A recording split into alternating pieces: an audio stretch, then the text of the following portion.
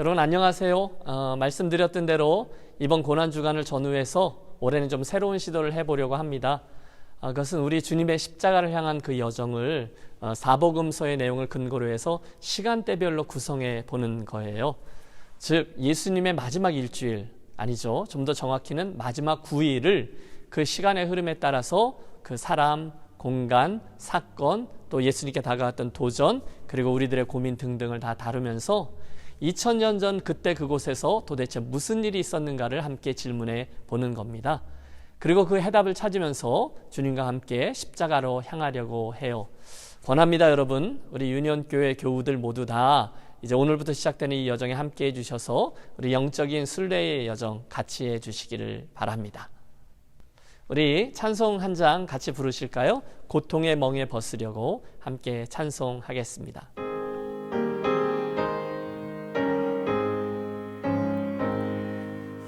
고통의 멍에 벗으려고 예수께로 나갑니다. 자유와 기쁨 베푸시는 주께로 갑니다. 병든 내 몸이 튼튼하고 빈궁한 삶이 부해지며 죄악을 벗어버리려고 주께로 갑니다. 낭패와 실망 당한 뒤에 예수께로 나갑니다. 십자가 은혜 받으려고 주께로 갑니다. 슬프던 마음 위로받고 희생의 풍파 잔잔하며 영광의 찬송 부르려고 주께로 갑니다. 교만한 마음을 내버리고 예수께로 나갑니다. 복 되신 말씀 따르려고 주께로 갑니다. 실망한 이 몸 힘을 얻고 예수의 크신 사랑마다 하늘의 기쁨 맛보려고 주께로 갑니다. 죽음의 길을 벗어나서 예수께로 나갑니다. 영원한 집을 바라보고 주께로 갑니다. 멸망의 포구 헤어나와 평화의 나라 다다라서 영광의 주를 배우려고 주께로 갑니다.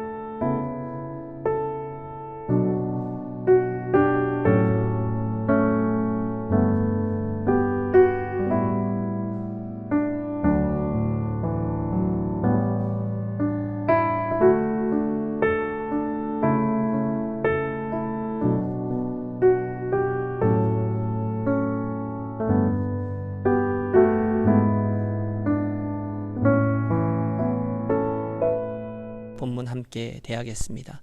같이 읽으실까요? 유월절 엿새 전에 예수께서 베다니에 이르시니 이곳은 예수께서 죽은 자 가운데서 살리신 나사로가 있는 곳이라. 거기서 예수를 위하여 잔치할새 마르다는 일을 하고 나사로는 예수와 함께 앉은 자 중에 있더라. 마리아는 지극히 비싼 향유 곧 순전한 나드 한 근을 가져다가 예수의 발에 붓고 자기 머리털로 그의 발을 닦으니 향유 냄새가 집에 가득하더라. 제자 중 하나로서 예수를 잡아줄 가룟 유다가 말하되 이 향유를 어찌하여 300데나리온에 팔아 가난한 자들에게 주지 아니하였느냐 하냐. 이렇게 말하면 가난한 자들을 생각함이 아니요 그는 도둑이라 돈깨를 맞고 거기서 넣는 것을 훔쳐 가미러라. 예수께서 이르시되 그를 가만히 두어 나의 장례할 날을 위하여 그것을 간직하게 하라. 가난한 자들은 항상 너희와 함께 있거니와 나는 항상 있지 아니하리라 하시니라.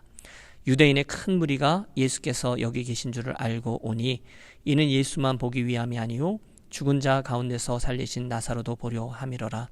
대제사장들이 나사로까지 죽이려고 모의하니 나사로 때문에 많은 유대인이 가서 예수를 믿음이러라. 아멘.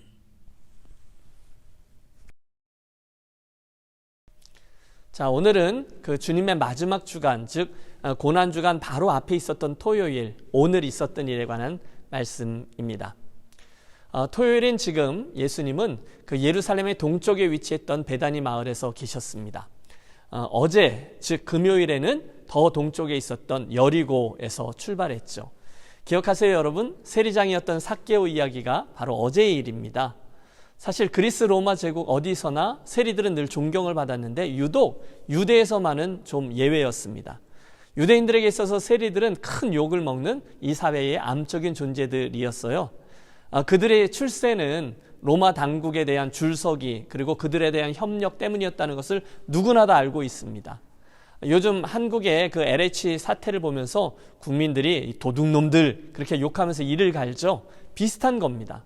로마에 아부하는 사람들 그리고 속으로는 백성들의 피를 빨아먹는 수전노들, 그것이 바로 유대인들에게 있어서 세리들에 대한 이미지였어요. 오죽하면 그들의 헌금을 성전에서 받지 않았겠습니까? 미시나에 보면 세리가 집에 들어가면 그 집과 그 집안에 있는 모든 것들이 부정해진다라고 되어 있어요. 그 정도로 그들은 불경했고 또 멸시를 받았습니다. 그런데 예수님이 그날 그 세리장이었던 삭개오의 집에 들어가서 함께 먹고 마시고 교제하고 심지어 오늘 구원이 이 집에 이르렀다라고 선포하셨습니다. 정말 기가 막힌 노릇이 아닐 수 없어요. 자, 그리고 나서 토요일 아침이죠. 그 예수님 무리가 그 삭개오와 빠이빠이하고 여리고를 떠나올 때 마태복음에 따르면 맹인 두 사람이 주님께 부탁하며 눈뜨기를 간구하죠. 마가복음은 그 사람 중에 하나를 바디메오라고 얘기했고 그가 주님을 다윗의 자손이라고 불렀다고 이야기하고 있습니다. 그리고 나서 그 제자들이 여리고에서부터 이제 쭉 오르막길로 되어져 있는 예루살렘에 이르기까지 한 11마일 정도 쭉 올라가면 바로 그 예루살렘 직전에 있는 베다니에 이르게 됩니다. 거기까지 오시면 이제 예루살렘은 다 오신 거죠. 주님은 종종 이 베다니를 들르곤 하셨는데요. 그것을 우리들에게 친숙한 나사로, 마르다, 마리아가 살고 있었어요. 그 집에 머무신 거죠. 오늘의 본문은 바로 그날 저녁, 즉 토요일 밤입니다. 나사로의 집에서 저녁 식사가 있었고 그때 마리아가 예수님의 발에 향유를 부었습니다. 마가복음은 그 일이 나병 환자 시몬의 집에서 일어났다라고 기록하고는 있어요. 어쨌든 나사로, 마르다, 마리아, 오늘의 그 3남매에게로 우리들의 시선을 돌려봅니다. 우선 여러분, 그들은 모두 다 아직 결혼을 하지 않았어요. 다른 가족들이 하나도 보이지 않고 있거든요. 이게 좀 이상해요. 보통 신약 성경에 등장하는 사람들은 그들을 소개할 때 그 이름 앞에 뭔가 수식어를 붙이죠. 아리마대 사람 요셉, 막달라 마리아, 가론 유다, 출신지가 붙어있는 이름들입니다. 또 두기고 도마는 그의 특징이에요. 쌍둥이라는 뜻입니다. 또 어떤 이들의 이름에는 가족사항들이 붙잖아요. 요나의 아들 시몬, 또 세베대의 아들 야고보와 요한처럼 말입니다. 여인들에게는 보통 남편 이름이 붙거나 또는 자녀들의 이름이, 아들들의 이름이 붙습니다. 요셉의 어머니 마리아, 글로바의 아내 마리아. 이해가 되셨죠? 그게 보통 신약 성경의 사람들을 소개하는 방법인데 이상하게 나사로, 마르다, 마리아는 다른 게 전혀 붙지 않아요. 그냥 그들은 베다니에 사는 나사로, 마르다, 마리아, 그게 다였습니다. 사실 원래부터 저는 오늘 이 설교의 제목을 위험에 처한 남매라고 붙였었어요. 그러다가 이제 이번에 9개의 설교를 쭉 해야 되니까 은유를 좀 맞추려고 베다니에 계신 예수님이라고 고친 것이죠. 그러나 분명한 건 오늘 본문에 보시면 예수님도 위험에 처하셨지만 이 남매들도 위험에 처했다라는 점을 좀 주목하려고 합니다.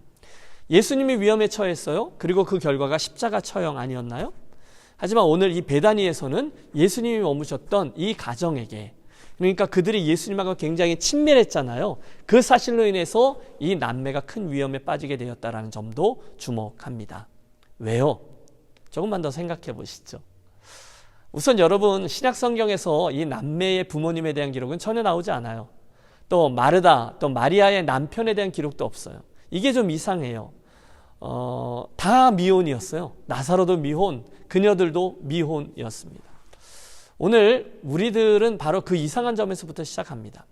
보통 그 당시 유대 여인들의 결혼 적령기는 12살을 전후한 시기였다고 전해져요. 그래서 한 14살 그리고 18살 그 사이에 있는 유대인 소녀들은 이미 다 결혼한 게 정상이거든요. 남자들은 조금 한두 살 더 많아요. 그런데 이들은 아무도 아직 결혼을 하지 않았습니다. 그래서 미혼이었던 남자 형제가 미혼이었던 이 여자 자매들과 함께 사는 것은 아주 드문 일이었어요. 자, 이 특별한 상황에 대해서 우리는 그러므로 이런 것들을 유추해낼 수 있을 것 같아요. 첫째, 이 세 사람 모두 아직 나이가 어렸다. 또 부모님은 이미 돌아가셨다. 이런 거죠. 또 이런 경우에는 당연히 남자였던 나사로가 그 집의 가장이었습니다. 또 두 번째, 이 가정은 가난하지는 않았던 것 같아요. 왜냐하면 그 집에 예수님과 제자들이 다 머물렀었잖아요. 그 정도로 충분했고요. 또 우리가 함께 대한 그 향유 사건에서 보듯이 그들에겐 굉장한 자산이 좀 있었던 걸로 보입니다. 그 향유가 굉장히 비싼 것이었거든요. 자, 그런데 여러분 긴장하세요. 그런데 이 가정은요, 무척이나 위태로운 처지에 놓여 있습니다. 어째서일까요? 우선은 마르다와 마리아, 이 자매들의 위기입니다. 어느 날 갑자기 가장의 역할을 했던 나사로가 죽은 거예요. 여러분 아세요? 나사로가 죽으면요, 이 마르다와 마리아는 전혀 상속권이 없었습니다. 그게 유대법이었어요. 여인들은요, 전혀 재산을 상속받을 수 있는 권리가 없었어요. 그러므로 그들의 재산은 이 나사로가 죽은 순간 다 다른 친척들에게로 넘어갈 수 있는 그런 형편이었어요. 그러니까 나사로가 죽었다라는 것은 단순히 사랑하는 가족을 잃었다, 이 정도가 아닙니다. 대신에 이것은 그들이 살고 있던 집, 땅, 재물, 그리고 사회적인 지위까지 다 잃어버리게 되는 것을 의미했어요. 그래서 나사로가 죽었고 예수님께서 며칠 늦게 도착하셨을 때 마르다가 그렇게 아쉬워하면서 말한 거죠. 주께서 여기 계셨더라면. 여러분, 이 사실들을 듣고 나서 보니 마르다의 이 이야기가 조금 다르게 들리지 않습니까? 그건요, 그냥 사랑하는 오빠가 죽어서 안타깝다, 이 정도의 탄식이 아닙니다. 대신에 거기에는 이미 어마어마한 위기들이 닥칠 수 있다는 뜻이 담겨있는 탄식이었어요. 그런데 감사하게도 그런 위기 속에서 주님이 그 나사로를 살려주신 거죠. 와, 그건요, 단순히 나사로가 죽었다가 다시 살아났던 그 일은요, 그 가족에게 보통 일이 아닌 거죠. 단순히 죽었던 오빠가 다시 살아났다? 아니요, 그 정도 의미가 아니라는 거예요. 그것은 그들에게 오빠의 부활과 더불어 그들이 원래부터 가지고 있던 경제적인 안정, 또 사회적인 지위, 이 모든 것들이 다 회복되었다는 것을 의미했습니다. 남자인 오빠가 살아난 거죠. 이제는 유대 사회에서 자기들을 지켜줄 남자가 하나도 없었는데 이제 다시 생긴 거예요. 자기들의 집도 찾은 거예요. 땅도 돈도 고스란히 그들에게 다시금 돌아온 것입니다. 큰 위기였던 것이죠. 그런데 여러분, 그들에게 있어서 예수님은 그러므로 보통 예수님이 아닌 거죠. 생명의 은인이죠. 단순히 나사로뿐이 아니라 그녀들에게도 생명의 은인인 거예요. 주님은 그녀들을 이 큰 위기 앞에서 구세주가 되셔서 그들을 구해 주셨습니다. 그러고 보니 마리아가 그 비싼 향유를 주님께 부었다라는 점이 이해가 되는군요. 두 번째는 나사로입니다. 나사로도 굉장한 위기 앞에 처해 있어요. 오늘의 본문을 보세요. 예수님께서 베다니에 계신 것을 알고서 사람들이 마구 몰려들었다고 되어 있거든요. 그런데 그 사람들은 단순히 예수님만 보러 온 게 아니었어요. 그들은 나사로까지 보려고 왔습니다. 9절의 말씀을 보십시오. 유대인의 큰 무리가 예수께서 여기 계신 줄을 알고 오니 이는 예수만 보기 위함이 아니요 죽은 자 가운데서 살리신 나사로도 보려 함이라. 이렇게 되어 있습니다. 누구까지 보러 왔어요? 나사로입니다. 그뿐이 아니에요. 10절입니다. 대제사장들이 나사로까지 죽이려고 모의하니 누구까지 죽여요? 나사로. 왜요? 11절에 보면 그 나사로 때문에 많은 유대인들이 가서 예수를 믿음이러라. 이렇게 된 거죠. 나사로 때문에, 좀 더 정확히 말하면 죽었던 나사로가 다시 살아나 부활했다는 그 사실 때문에 많은 사람들이 그걸 보고 예수를 믿게 되었다는 거죠. 그걸 알고서 예수뿐이 아니라 이 나사로도 죽여야 된다라고 생각했다는 겁니다. 바로 여기에 나사로의 위기가 자리합니다. 함께 기억하고 싶습니다. 그날 베다니 마을에 살고 있던 나사로, 그의 존재는, 그 나사로가 다시 살아났다는 그 부활의 이야기는 저 예루살렘 성전에 있던 귀족층들, 특별히 예수님의 천적이었던 대제사장들, 또 서기관들, 사두개인들이 어떤 행동에 나서도록 결정한 계기가 되었어요. 그들은 예수님을 죽이기로 했어요. 그건 이해가 어렵지 않아요. 정말로 나사렛 예수가 메시아가 되고 유대인의 왕이 된다면 그건 로마의 대군이 다시금 유대로 진격해 오는 거거든요. 그래서 유다와 예루살렘 성전 다 파괴되는 거거든요. 자연히 지금 자기들이 누리고 있는 모든 특권들이 사라지는 것이거든요. 그건 당연한 일이에요. 그러니까 그들은, 특별히 사두개인들이었던 대제사장은 예수님을 꼭 죽여야만 했다는 거예요. 그런데 거기에 대하여 누구요? 베다니 마을에 있던 이 나사로도 반드시 없애버려야 한다라고 결정했습니다. 그런 의미에서의 나사로의 위기였다는 거죠. 전에 한번 말씀드렸죠. 예수님 당시에 바리새파 사람들은 민초들 출신, 즉 풀뿌리 운동을 일으킨 이들이었습니다. 그러니까 야당의 성격이 짙지 않겠어요? 그런데 반대로 이 대제사장 그리고 서기관들, 이 사두개파 사람들은 기득권을 갖고 있었던 사람들이었거든요. 우리가 이제 며칠 후에 예루살렘 성전 이야기를 좀 자세히 다루게 될 터인데요. 그때 더 자세히 말씀드리겠습니다. 그때 그들이 누리고 있던 것은 정말 어마어마한 것들이었어요. 이익권, 기득권, 비즈니스. 따라서 그들은 어떻게 해서든지 그 질서를 지켜야만 합니다. 그 질서를 누군가가 대적하고 어지럽힌다, 그러면 그 싹을 잘라버려야 된다는 거예요. 그래서 지금 로마 정부와 그 밑에 있던 자기들의 그 질서 그대로 유지되도록 애를 써야 돼요. 이게 사두개파 사람들의 제일 되는 관심이었어요. 그런데 문제는 이 사두개파 사람들이 다 철저한 현실주의자들, 여당 같은 사람들이었거든요.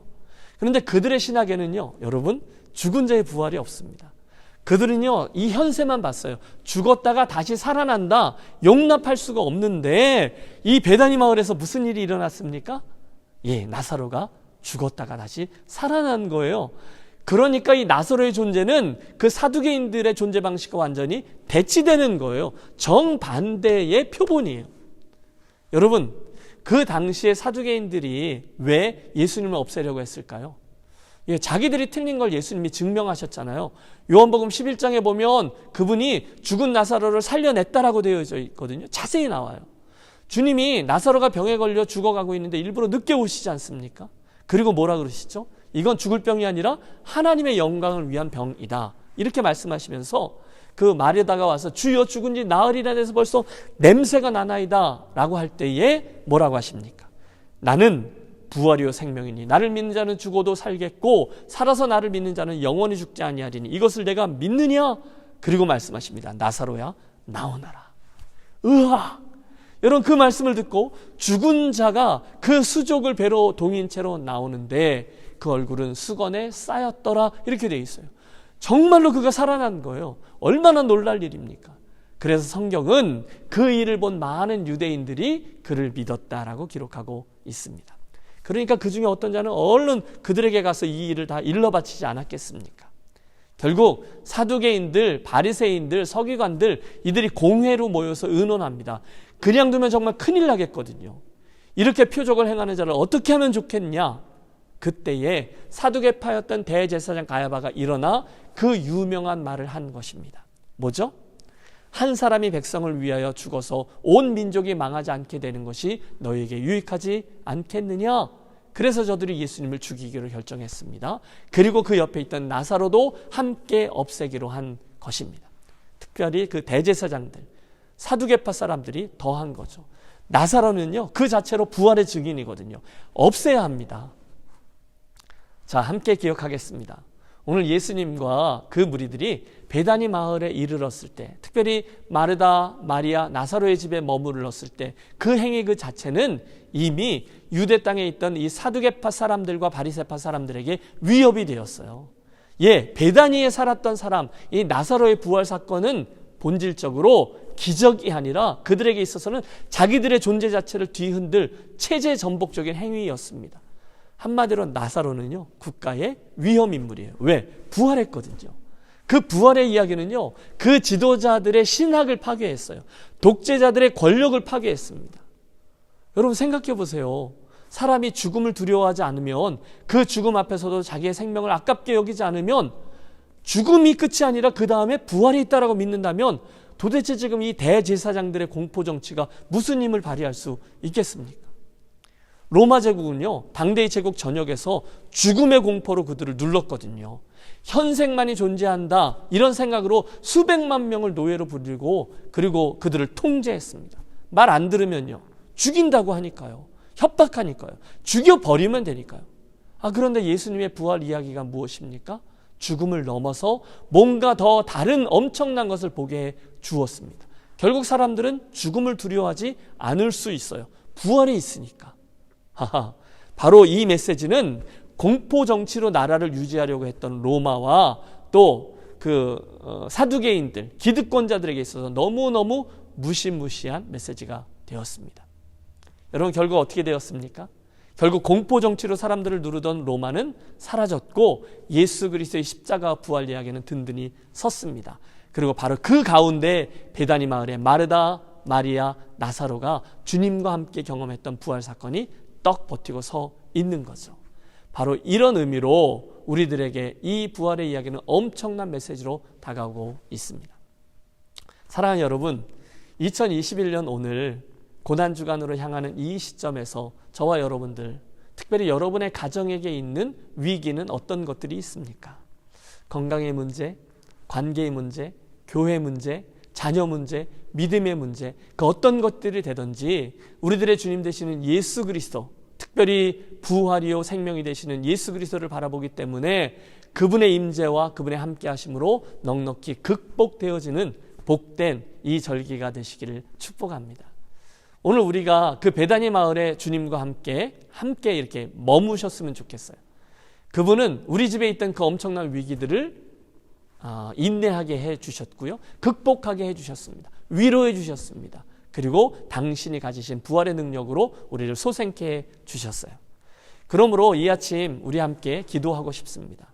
먼저 오늘의 말씀을 붙잡고 우리가 그날의 그 마르다와 마리아 그리고 나사로가 되어서 우리 집에 들어와 있는 어떤 위기들을 주님께로 아뢰도록 하겠습니다.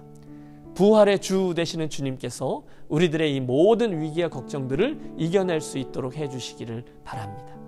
우리의 어려움들을 위해서도 기도하겠습니다. 두 번째는 교회를 위해서 기도하시죠. 이제 우리가 다음 주면 다시금 대면 예배를 재개하려고 하거든요. 그 과정을 주님 세세히 인도해 주셔서 무리 없이 또 안전하게 또 예배의 감격과 교제의 기쁨이 되살아나는 그런 주일이, 그리고 앞으로의 사역이 되도록 같이 좀 기도해 주십시오. 한 가지 더, 우리 목회자들 그리고 리더십에게 주님 주시는 지혜가 있어서 교회를 잘 선도하게 해달라 기도해 주시고요. 마지막 네 번째죠. 멀리 미얀마 땅에서 지금 이렇게 권력에 눌려서 신음하며 죽어가고 있는 미얀마의 백성들, 특별히 그곳의 성도들과 선교사님들 위해서 같이 기도해 주십시오. 우리 함께 기도하며 고난주간 특별집회 첫날의 시간을 이어가도록 하겠습니다. 기도하시죠.